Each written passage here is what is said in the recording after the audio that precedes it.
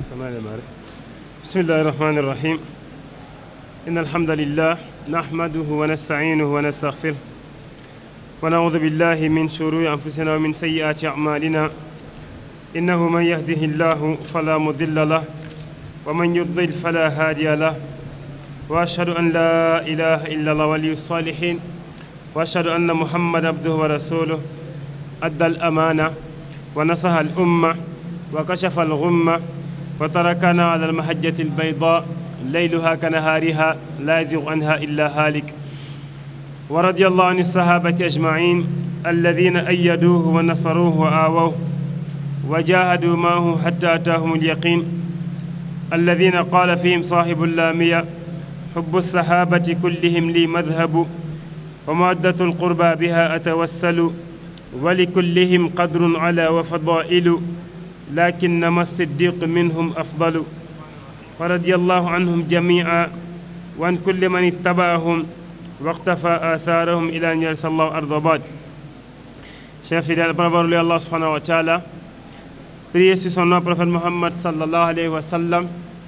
Nous demandons qu'Allah subhanahu wa ta'ala accepte toutes nos bonnes œuvres et qu'il nous pardonne nos péchés, qu'il nous accepte le mois de Ramadan qu'on vient de terminer et qu'il le compte nous compte donc parmi les gens qui vont jeûner encore d'autres mois et qu'il accepte aussi cela.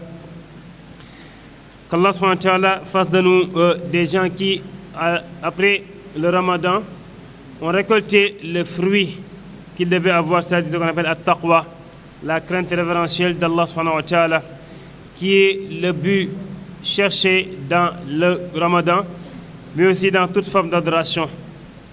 Allah subhanahu wa ta'ala disait concernant le Ramadan, Kutiba alaykum as-siyam kama kutiba alal ladhina min qablikum la'allakum tattaqun. Qu'Allah nous donne cette taqwa. Donc nous voici, on va revenir à notre livre Al-Arba'oun on a fait Tawhid, les 40 hadiths ou bien les quarantaines de hadiths qui passent, qu'on appelle At-Tawhid, l'unicité d'Allah subhanahu wa ta'ala, le monothéisme. La fois dernière, comme c'était avant juste le Ramadan, on s'était arrêté, si je ne me trompe, au hadith qui parlait de ce qu'on appelle Nisfu Sha'ban. Et Allah subhanahu wa ta'ala, où le prophète sallallahu alayhi wa sallam dit dans le hadith qu'Allah subhanahu wa ta'ala, il pardonne les gens sauf celui qui fait ce qu'on appelle Ashirk et celui qui a des malentendus ou bien qui est en querelle avec son prochain. Dans le hadith d'aujourd'hui, c'est un hadith rapporté par Abu Hurairah radiyallahu anhu qui dit عن أبي هريرة رضي الله عنه عن رسول الله صلى الله عليه وسلم أنه قال والذي نفس محمد بيده لا يسمع بي أحد من هذه الأمة يهودي ولا نصراني ثم يموت ولم يؤمن بالذي أرسلت به إلا كان من أصحاب النار أخرجه مسلم.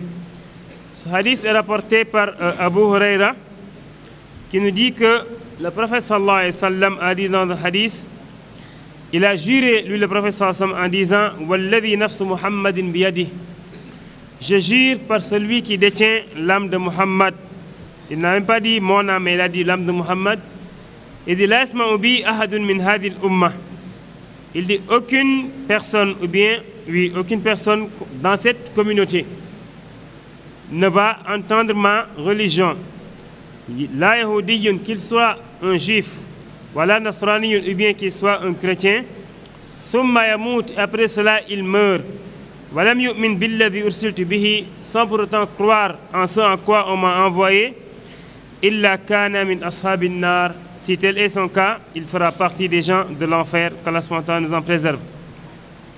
Ce hadith donc le montre que le prophète sallallahu alayhi wa sallam, sa religion est une religion qui englobe toute la communauté. Si je dis la communauté, c'est-à-dire tout le monde. Sa religion, comme on a l'habitude de dire, est une religion universelle. Tout un chacun qui entend parler de cette religion doit tout simplement croire et suivre le prophète sallallahu alayhi wa sallam. Parce que, comme il l'a dit, Allah subhanahu wa ta'ala, la yantiqu anil hawa in huwa illa wahyun yuha. Le prophète sallallahu alayhi wa sallam dit, ne part pas sous l'effet de ses passions. Tout ce qu'il dit, ce sont des révélations. Dans ce hadith, le prophète a commencé par jurer. Et on ne dit pas qu'il ne jurait pas, mais cela montre que l'importance de l'annonce qu'il doit faire. Il dit Walladhi nafsu Muhammadin biyadi. Il jure par celui qui détient son âme, c'est-à-dire par Allah subhanahu wa ta'ala. C'est ainsi qu'il jure le prophète sallallahu alayhi wa sallam. Et comme on a l'habitude de dire, celui qui jure, il doit jurer par Allah subhanahu wa ta'ala, sinon il n'a qu'à se taire. Il dit donc, je jure par celui qui détient mon âme. Il l'a dit ainsi seulement, mais c'est Allah subhanahu wa ta'ala qui détient aussi l'âme de toutes les créatures. Et il dit que tout un chacun qui entend donc parler de sa prophétie, lui, le prophète Muhammad sallallahu alayhi wa sallam, que ce soit au moment où il vivait, ou bien celui qui viendra après lui jusqu'au jour de la résurrection, c'est pourquoi il dit min hadhil umma. Et quand on dit al-umma, ou bien quand le prophète sallallahu alayhi wa sallam dit en général al-umma, il faut comprendre deux façons de umma, ce qu'on appelle ummatul da'wa et ummatul mustajaba. Ummatul da'wa, cela englobe tout le monde. C'est-à-dire, c'est la communauté que le prophète sallallahu alayhi wa sallam doit appeler à l'islam. Dans certains hadiths, quand il dit al-umma, c'est là-bas. Mais dans d'autres hadiths, quand il dit ummati, comme dans le hadith, il dit ummati là-bas, ce sont les gens qui ont accepté donc sa religion. Mais dans ce hadith al-umma ici, cela englobe, ça part des gens de façon générale. Que ce soit ceux qui ont déjà cru, ou bien ceux qui n'ont pas encore cru, que ce soit ceux qui vivaient avec lui, ou bien ceux qui vont vivre après lui. Et que cela soit partie que des hommes ou des djinns. Tout le monde, ils doivent croire au prophète Muhammad sallallahu alayhi wa sallam. Il dit sinon, leur punition sera tout simplement le fait d'être à l'enfer, qu'Allah subhanahu wa ta'ala nous en préserve. Et comme on l'a dit, cela montre que donc la religion du prophète sallallahu alayhi wa sallam est une religion qui est universelle, qui n'est pas comme les autres religions. C'est-à-dire les autres religions qui étaient confinées ou bien concentrées dans des lieux spécifiques. Allah subhanahu wa ta'ala, il dit dans un Coran, Qul ya ayyuhan nas, parlant du prophète sallallahu alayhi wa sallam, Qul ya ayyuhan nas, inni rasulullahi ilaykum jami'a. Il dit, toi le prophète, il dit aux gens, donc des gens de façon générale, il le dit, inni rasulullahi ilaykum jami'a. Je suis un envoyé d'Allah subhanahu wa ta'ala vers vous tous. Cela montre donc que le prophète sallallahu alayhi wa sallam, lorsqu'il est venu donc, sa religion, ou bien sa législation a abrogé les autres religions et les autres législations. Tout le monde doit croire en lui. Même quelqu'un qui se dit qu'il croit en Moussa, ou bien qu'il croit à Isa ibn Maryam, ce qu'il doit faire, c'est que dès que le prophète sallallahu alayhi wa sallam arrive, il a qu'à délaisser cela et suivre les enseignements du prophète Muhammad sallallahu alayhi wa sallam. Cela, on l'a vécu, ou bien les gens l'ont vu avec ceux qui ont vécu avec le prophète Muhammad sallallahu alayhi wa sallam. Pourquoi? Parce que tout simplement dans les livres révélés, les prophètes en général parlaient du prophète Muhammad sallallahu alayhi wa sallam. On a dit en général, lorsque les juifs ont lu dans leurs livres que le dernier prophète doit naître vers la Mecque, cela les a poussés à tous partir dans cette contrée-là. Pourquoi? Espérant que le prophète sallallahu alayhi wa sallam allait naître dans leur tribu. Mais lorsque Allah subhanahu wa ta'ala a changé la donne, c'est-à-dire qu'il est né dans la tribu des Arabes, c'est pour cela que donc eux, ils ont réfuté sa prophétie. Mais certains d'entre eux qui avaient bien appris leur livre, lorsque le prophète sallallahu alayhi wa sallam a appelé, ils l'ont suivi. Dans le Coran, on voit que Isa ibn Maryam, qui est le prophète, l'avant-dernier prophète, dans la sourate Saf, il dit aux gens qu'il est venu, il parle aux gens de Bani Israël, inni rasulun ilaykum musaddiqan lima bayna yaday min at-Tawrah wa mubashiran bi rasulin ya'ti min ba'di ismuhu Ahmad. Il le dit que donc, je suis venu, si on peut le dire ainsi, pour deux missions. La première chose, c'est confirmer ce qui est descendu dans la Torah, c'est-à-dire avec quoi Moussa est venu, mais aussi pour faire une annonce. Wa mubashiran bi rasulin ya'ti min ba'di ismuhu Ahmad. Pour faire l'annonce de la venue d'un autre prophète après moi, son nom est Ahmad. Allah dit que mais lorsqu'il est venu, ils ont tout simplement réfuté cela. Quelqu'un peut dire non, c'est Muhammad, alors que là-bas, Isa a dit Ahmad. Il faut savoir que parmi les noms du prophète sallallahu alayhi wa sallam, il disait qu'il a 5 noms, Muhammad, Ahmad, Al-Mahi, Al-Hashir, Al-Aqib. Tous ces 5 noms font partie de ces noms. Et c'est, comme on l'a dit donc, sa religion par rapport aux autres. Les autres, on les a envoyés dans leur propre communauté. C'est pour ça Allah subhanahu wa ta'ala, parlant de nous, il dit par exemple, Inna arsalna Nuhan ila qawmihi. Donc Allah subhanahu wa ta'ala nous montre que donc la religion du prophète sallallahu alayhi wa sallam, elle est universelle, comme il le cite dans certains versets du Coran et dans d'autres hadiths du prophète Muhammad sallallahu alayhi wa sallam. Dans un hadith, par exemple, le prophète sallallahu alayhi wa sallam dit قال إني أوتيت خمسا لم يؤتهن نبي قبلي, montrant certaines spécificités qu'il avait par rapport aux autres. Il dit, Allah subhanahu wa ta'ala m'a donné 5 choses qu'on n'a pas données aux prophètes qui m'ont précédé. Il dit, voilà aqulu fakhran. Ce que je vous dis, je ne le dis pas par ostentation ou bien pour le voir et moi, mais c'est une réalité. Il le dit, d'accord. La première chose, il dit, bu'ithtu ila an-nasi kaffatan. Allah subhanahu wa ta'ala m'a envoyé vers tous les hommes. C'est-à-dire donc sans exception.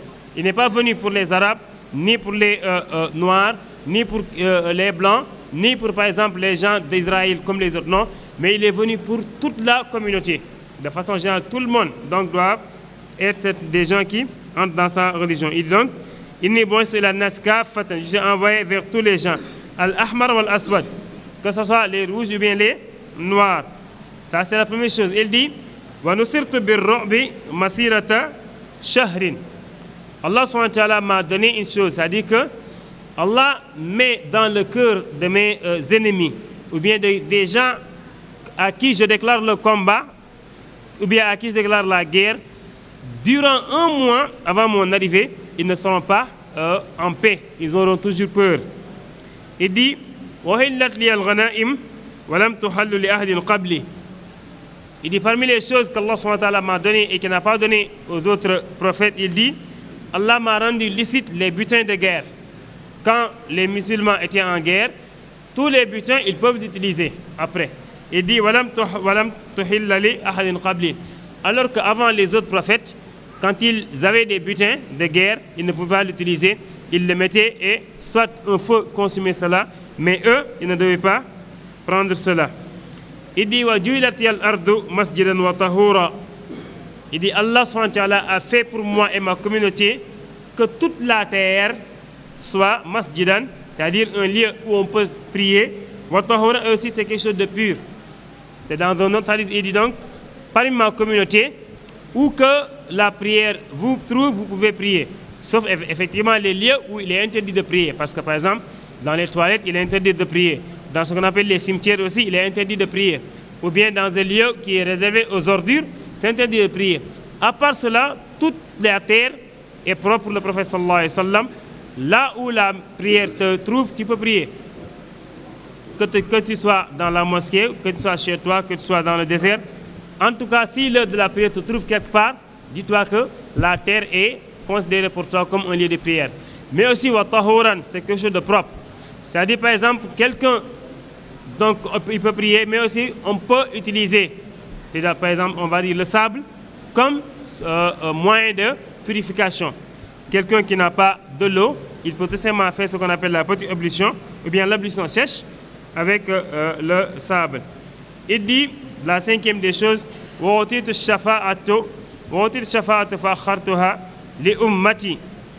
Allah subhanahu wa ta'ala m'a donné ce qu'on appelle al-shafa'a, l'intercession. Il dit, je peux intercéder en faveur de beaucoup de gens. Mais il dit, فَأَخَّرْتُهَا لِأُمَّتِي. Mais je l'ai réservé pour ma communauté. Est-ce que c'est pour tout le monde? Il dit non. فَهِيَ لِمَنْ لَا يُشْرِكْ بِاللَّهِ شَيْئًا. Il dit le jour de la résurrection, donc, cette intercession, Allah subhanahu wa ta'ala le donnera à qui? Il le donnera aux gens de ma communauté qui sont morts, mais sans pour autant donner à Allah subhanahu wa ta'ala des associés. Cela montre donc que dans toutes ces choses qu'on était en train de dire, la preuve c'était où le prophète sallallahu alayhi wa sallam disait qu'il a été envoyé vers tous les gens, contrairement aux autres prophètes qui ne sont envoyés que dans leur, comme on l'a dit, dans leur communauté. Il dit donc, comme je suis envoyé à tous les prophètes, à tous les hommes, dans n'importe quel contrée, si quelqu'un entend l'islam et qu'on lui explique de façon claire et nette, ce qu'il doit faire, c'est suivre la religion de l'islam. Même s'il se disait qu'il est d'une autre religion, c'est pourquoi il a cité deux communautés, Yahoudiyun ou Nasrani, parce que ce sont des gens vers qui Allah subhanahu wa ta'ala a envoyé des prophètes et ils ont des livres aussi. Même il dit donc, il a spécifié ces gens-là, montrant que ces communautés, même s'ils ont déjà reçu un prophète, ils ont déjà reçu un livre, leur devoir, c'est lorsque je viens et de laisser cela et me suivre. Donc si des gens ont déjà un livre et qui doivent suivre le prophète sallallahu alayhi wa sallam, les autres qui n'ont pas reçu de livre, qui n'ont pas reçu donc de prophète, aussi sont prioritaires. Dès qu'ils entendent l'appel de l'islam, ils doivent tout simplement suivre le prophète Muhammad sallallahu alayhi wa sallam. Comme on l'a dit, Allah subhanahu wa ta'ala a fait qu'en général, si un prophète vient, il abroge la réalisation de nos prophètes et les gens le suivent. Comme par exemple, prenons l'exemple de Isa ibn Maryam et de Moussa alayhi salam. Lorsque Moussa était venu chez les Bani Israël, les gens de Bani Israël l'ont suivi. Après l'arrivée de Isa, à l'arrivée donc de Isa, qu'est-ce qu'ils devaient faire? C'est tout simplement suivre Isa ibn Maryam. Certains d'entre eux ont accepté cela, mais d'autres ont falsifié leur livre jusqu'à ne pas suivre Isa ibn Maryam. La même chose s'est produite aussi avec le prophète Muhammad sallallahu alayhi wa sallam. Dès son arrivée à la Mecque, comme je l'ai dit, les Juifs étaient déjà là-bas et dans leur livre, ils lisaient cela. Ils connaissaient très bien que le prophète sallallahu alayhi wa sallam allait venir. Mais certains d'entre eux, par ostentation, par animosité, ils n'ont pas voulu suivre le prophète Muhammad sallallahu alayhi wa sallam, mais d'autres l'ont suivi, comme il s'agit de Abdullah ibn Salam, qui était un juif. Il a suivi le prophète Muhammad sallallahu alayhi wa sallam. An-Najashi, qui était chrétien, aussi il a suivi le prophète Muhammad sallallahu alayhi wa sallam. Et même parmi les compagnons après, il y a d'autres qui sont entrés dans l'islam, alors que la majeure partie, certains étaient des chrétiens, comme Ulayb ibn Hatim, de la même chose qu'aussi Salman al-Farisi, lui qui était dans beaucoup de religions, si on peut le dire ainsi. Mais lorsqu'il a vu le prophète sallallahu alayhi wa sallam, il l'a suivi. Et ça, c'était parce que tout simplement, il y a un prêtre avec qui il était, un prêtre qui adorait Allah subhanahu wa ta'ala comme il se devait, selon la religion, effectivement, de Isa ibn Maryam, selon la législation du maître de Isa ibn Maryam. C'est celui-là qui lui a dit que avant sa mort donc, Salman lui a demandé est-ce qu'il peut le montrer un autre qui est dans la même religion et qui suit strictement les enseignements de cette religion-là. Le gars lui a dit qu'il n'en trouve plus, mais que l'heure de l'arrivée du dernier prophète a sonné. Et il lui a donné des signes que Salman al-Farsi radiallahu anhu a suivi. Lorsqu'il les a suivis, il est atterri chez le prophète Muhammad sallallahu alayhi wa sallam. Comme on l'a dit donc, le prophète sallallahu alayhi wa sallam, dans d'autres hadiths, il montrait aussi ces spécificités-là. Donc, selon le hadith, on peut y tirer des enseignements, parmi lesquels que toutes les autres religions, ou bien législations, si on peut le dire ainsi, ont été abrogées avec l'arrivée du prophète Muhammad sallallahu alayhi wa sallam. Parce que dans le hadith, le prophète sallallahu alayhi wa sallam a cité, comme on l'a dit tout à l'heure, les juifs et les chrétiens, et eux, ils avaient déjà une législation qui a été bien envoyée par Allah subhanahu wa ta'ala, bien qu'ils avaient des choses qu'ils ont falsifiées. Parce que leur religion n'avait pas la garantie, ou bien leur livre du moins, n'avait pas la garantie que le Coran avait. Allah subhanahu wa ta'ala a donné une garantie pour le Coran lorsqu'il dit « Inna nahnu nazzalna dhikra wa inna lahu lahafidhun » C'est nous qui avons fait descendre la révélation et c'est nous qui en serons les garants. Donc le Coran, comme tu l'as vu, ou bien comme tu l'apprends, dis-toi que depuis 14 siècles, depuis le prophète Muhammad sallallahu alayhi wa sallam jusqu'à nos jours, c'est le Coran intact, rien n'y a été changé. Mais les autres livres n'ont pas eu cette chance-là, c'est pour cela certains ont changé certaines parties de leur livre pour ne pas croire au prophète Muhammad sallallahu alayhi wa sallam. Mais si le prophète sallallahu alayhi wa sallam, sa venue abroge les autres législations, comme on l'a dit, donc celui qui n'avait pas de religion, celui qui n'avait pas reçu de prophète, c'est celui-là aussi qui, donc celui-là, lorsqu'il entend le prophète sallallahu alayhi wa sallam, il doit automatiquement le suivre par rapport aux autres. Cela montre aussi, comme on l'a dit, que la religion, ou bien le message du prophète Muhammad sallallahu alayhi wa sallam est pour toutes les communautés, pour tout le monde. Ceci, ce n'est pas réservé seulement à son époque, mais à son époque et aux autres époques jusqu'au jour de la résurrection. C'est pour cela, à chaque instant, les gens continuent à appeler à l'islam, parce que le prophète sallallahu alayhi wa sallam, son message ne s'arrête pas à la Mecque, son message ne s'arrête pas, si vous voulez, au 7e siècle, mais c'est quelque chose de continu jusqu'au jour de la résurrection. Il dit, le hadith nous montre que celui qui n'a pas encore reçu la révélation, ou bien avant l'arrivée du prophète Muhammad sallallahu alayhi wa sallam, ou bien celui qui n'a pas reçu la révélation jusqu'à sa mort, celui-là ne fait pas partie donc de cette sentence. C'est-à-dire, celui-là, tu ne peux pas dire qu'il ira au paradis, astaghfirullah, il ira à l'enfer directement. Par exemple, ceux qui sont nés, ou bien ceux qui sont décédés avant que le prophète sallallahu alayhi wa sallam ne commence son appel, ou bien avant que l'ange Jibril ne vienne dire au prophète sallallahu alayhi wa sallam, Iqra, ceux-là ne peuvent pas être comptés dans ce hadith, comme les grands-parents du prophète sallallahu alayhi wa sallam, jusqu'avant, ou bien après même. De la même chose aussi, quelqu'un qui est dans une contrée où il n'a pas reçu encore, l'islam, cela aussi ne pas entrer dans ce hadith-là.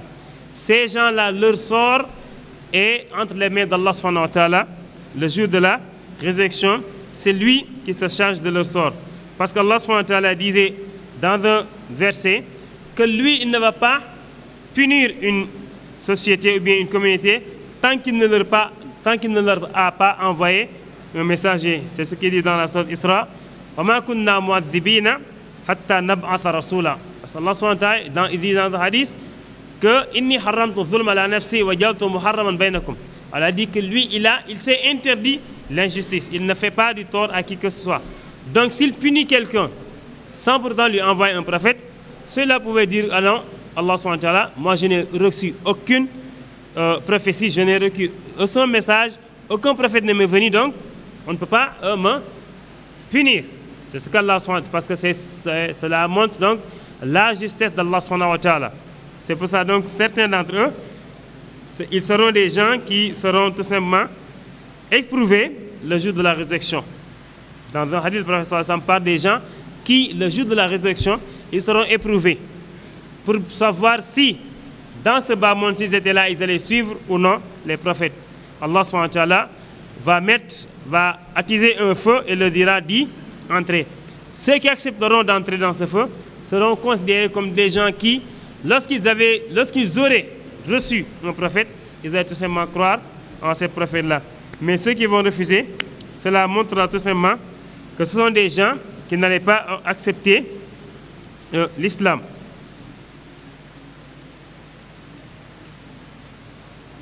Cela montre aussi que le musulman, bien quelqu'un qui n'est pas dans l'islam, donc s'il meurt alors qu'il avait déjà connu l'islam, son sort est l'enfer. Mais tant qu'il n'est pas mort, il est tout simplement quelqu'un qui peut aussi entrer dans l'islam. Donc c'est pour ça, donc, même s'il était malade, même s'il est mort avec une maladie, par exemple quelqu'un qui était au bord, qui est malade et qu'on sent peut-être qu'il va mourir, tant qu'il n'est pas arrivé à ce qu'on appelle al-gharghara, c'est-à-dire que tant que l'âme n'est pas encore sortie, il peut toujours se repentir. Le prophète sallallahu alayhi wa sallam l'a fait avec un petit juif qui travaille avec lui, et lorsque le prophète sallallahu alayhi wa sallam est resté des jours, il ne l'a pas vu, on lui a dit qu'il est malade. Le prophète sallallahu alayhi wa sallam est allé lui rendre visite. Cela montre aussi la miséricorde du prophète sallallahu alayhi wa sallam, et que c'est quelqu'un de très ouvert. Il pouvait dire que c'est un juif, c'est fini, mais comme il travaille avec lui, donc il avait déjà tissé des liens avec lui, donc il va le voir. Lorsqu'il est venu, le trouvant presque très fatigué, il a senti peut-être qu'il va mourir. Le prophète sallallahu alayhi wa sallam a parlé avec lui pour qu'il entre dans l'islam. Ce petit juif, son père était avec lui. Il se retourne pour regarder son père lui dit, Ati Abul Qasim. Ati Abul Qasim. suit les recommandations de Abul Qasim, le prophète sallallahu alayhi wa sallam. C'est comme ça qu'on l'appelait. C'est parce que son fils aîné, il s'appelait Al-Qasim. On l'appelait donc Abul Qasim. Et il a dit Ashhadu an la ilaha illallah, ashhadu anna Muhammadan Rasulullah. Et après quelques instants, il est décédé. Le prophète sallallahu alayhi wa sallam, en sortant, il a dit: je remercie Allah subhanahu wa ta'ala qu'il a sauvé de l'enfer par mon intercession. Donc c'est le prophète sallallahu alayhi wa sallam qui l'a appelé dans l'islam. C'est pour cela donc, à quelques instants près, presque avant sa mort, et malgré cela, il est entré dans l'islam. Et cela l'a sauvé donc de l'enfer. Ce hadith aussi montre que celui qui réfute une partie, pas toute la religion de l'islam, mais celui qui réfute une partie de la religion de l'islam, alors qu'il y a des preuves claires et nettes sur ces choses-là, c'est quelqu'un aussi qui est mécréant. Parce que l'islam est un tout. Quand on accepte, on va tout accepter. Allah dit dans un Coran, dans un verset, dans un autre verset, il dit: dans le premier, il a dit: entrez dans l'islam de façon complète, c'est-à-dire que ne vous dites pas que nous acceptons cela et cela nous l'acceptons pas. Donc, dans un autre verset, il dit: est-ce que vous allez croire à une partie du livre et mécroire à une autre partie? Allah dit que ceux qui font cela, tout simplement, ils auront comme l'enfer, comme punition. Donc ce hadith montre que carrément l'islam est quelque chose de clair, net et précis, et que lorsque l'islam est venu, cela abroge les autres, comment dirais-je, législations. Et que donc les autres législations, que ce soit chrétienne, que ce soit juive, ou bien d'une autre, ou bien même quelqu'un peut se dire qu'il est suit la religion d'Aoud, toutes ces législations-là ont été tout simplement abrogées par l'islam. Parce que le Coran les a, comment dirais-je, abrogées. Bien qu'on reconnaît que ce sont des religions qui étaient valables à un moment, ou bien à un instant T, comme on le dit. Mais dès l'arrivée du prophète Muhammad sallallahu alayhi wa sallam, ce sont des choses qui ne sont plus valables. Ce qui le montre, c'est une histoire entre le prophète sallallahu alayhi wa sallam et Amr ibn al-Khattab radiallahu anhu, qui regardait un feuillet. On dit que le prophète sallallahu alayhi wa sallam lui a demandé qu'est-ce que c'était. Il a dit que c'était une partie de ce qu'on appelle At-Tawra. Mais le prophète sallallahu alayhi wa sallam lui a dit que sache que si Moussa alayhi salam, s'il était revenu, ce qu'il fera, c'est tout simplement me suivre, moi, le prophète Muhammad sallallahu alayhi wa sallam. Donc, comment comprendre maintenant qu'il existe des gens qui veulent appeler à ce qu'on appelle le fait d'unifier toutes les religions, le fait d'essayer d'unifier les religions. Il y a des campagnes qui se font. Ils essaient d'appeler cela la religion d'Ibrahim alayhi salam, en disant que bon, c'est pas grave, c'est comme si toutes les religions célestes, ce sont des religions célestes, et c'est fini. Oui, toutes ces religions-là acceptent ce qu'on appelle le monothéisme, donc c'est fini. Jusqu'à ce que certains musulmans, malheureusement, sont dans cet appel, si on peut l'appeler ainsi. Certains musulmans essaient d'accepter cela en disant c'est pas grave. Parce qu'on essaie de leur embellir la chose jusqu'à ce qu'on dise non, par exemple, Ibrahim, Moussa, Isa, tous ils croient en un seul Dieu, comme Mohammed sallam croit en un Dieu. Donc c'est bon. Donc c'est comme si on te dit que ce n'est pas grave. Ce n'est pas l'appel que le chrétien quitte la chose dans laquelle il était. Ce n'est pas l'appel que ça ne vaut pas la peine que le juif quitte. C'est bon. L'essentiel que on est tous des êtres humains. On vient tous d'Ibrahim alayhi salam, parce que tous les prophètes, c'est lui qu'on appelle Abul Anbiya Ibrahim alayhi salam. Donc tous les prophètes viennent d'Ibrahim. Donc créons ce qu'on appelle la religion d'Ibrahim alayhi salam. Jusqu'à ce que des campagnes, comme on l'a dit, des réunions se font pour que tout simplement les gens acceptent cela. C'est quelque chose de malheureux. Je pense que les Émirats arabes sont les pays les plus, si je dis entre guillemets, avancés dans ce domaine, jusqu'à ce qu'ils essaient même de construire un lieu dans lequel on va trouver une église, une mosquée, une synagogue, pour montrer que tout c'est la même chose. Comme si on devait accepter cela. Le musulman ne doit pas accepter cela. Il doit être quelqu'un qui est fier de sa religion. Il reconnaît effectivement, comme on l'a dit tout à l'heure, que les autres ont effectivement une religion, mais dès que Allah subhanahu wa ta'ala est venu a envoyé le prophète sallallahu alayhi wa sallam, tout cela n'est plus valable. Malheureusement, les gens le suivent en disant, comme c'est pas grave, c'est comme ce qu'on appelle dans l'islam les écoles malikites, hanafites, hanbali et l'autre. Non, non, tel n'est pas le cas. C'est tout simplement que les gens ont senti autre chose, c'est-à-dire un danger pour eux. C'est pour cela qu'ils essaient d'appeler les gens à cela. Alors qu'Allah subhanahu wa ta'ala avait dit وَمَنْ يَبْتَغِ غَيْرَ الْإِسْلَامِ دِينًا فَلَنْ يُقْبَلَ مِنْهُ وَهُوَ فِي الْآخِرَةِ مِنَ الْخَاسِرِينَ. Allah dit celui qui suit autre chose que l'islam, celui qui suit autre chose que l'islam, il dit فَلَنْ يُقْبَلَ مِنْهُ. On ne va pas accepter pour lui ce qu'il fait. Et le jour de la résurrection, quand il viendra, il fera tout simplement partie des gens qui sont des perdants. Et le Coran est clair dans cette chose-là. Suivre le prophète sallallahu alayhi wa sallam, c'est accepter la miséricorde d'Allah, parce qu'Allah dit au prophète sallallahu alayhi wa sallam « Wa ma arsalnaka illa rahmatan lil alamin ». Et donc, si on essaie de dire que notre religion, l'islam, c'est la même chose, et c'est au même pied que les autres législations, cela ne va pas. Mais il faut savoir qu'est-ce qui a poussé les gens à essayer d'avoir cette position-là. Parmi ces choses-là, la première, c'est tout simplement essayer de bloquer l'appel de l'islam, qui, quand même, on le sent, qui va de l'avant, excusez-moi de la répétition. Parce que tout simplement, les gens ont senti que l'islam gagne du terrain, que ce soit dans nos pays, mais que ce soit dans tout l'espace ou bien dans tout l'univers. Même dans les pays qui détestaient, je dis détestaient parce que bon, qui détestent toujours l'islam, ils ont senti qu'il y a leurs adeptes qui maintenant ont accepté l'islam. Parce que tout simplement, ils ont commencé à voir le vrai visage de l'islam. Et si quelqu'un essaie de mettre l'islam du prophète Muhammad sallallahu alayhi wa sallam au même pied avec les autres législations qui existent, lui, il est en train tout simplement de faire tomber, s'il le veut, les piliers de l'islam. Et parmi ces piliers, il y a ce qu'on appelle l'alliance et le désaveu, al-wala wal-bara. C'est-à-dire le musulman, qui doit-il prendre comme allié et qui doit-il désavouer. En matière de religion, le musulman n'a d'allié que le musulman. En matière de religion, un autre, le musulman ne peut pas s'allier à lui.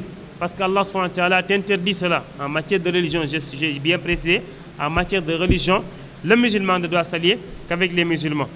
Allah subhanahu wa ta'ala disait dans un verset Ya ayyuhalladhina amanu la tattakhidhu al-yahuda wan-nasara awliya.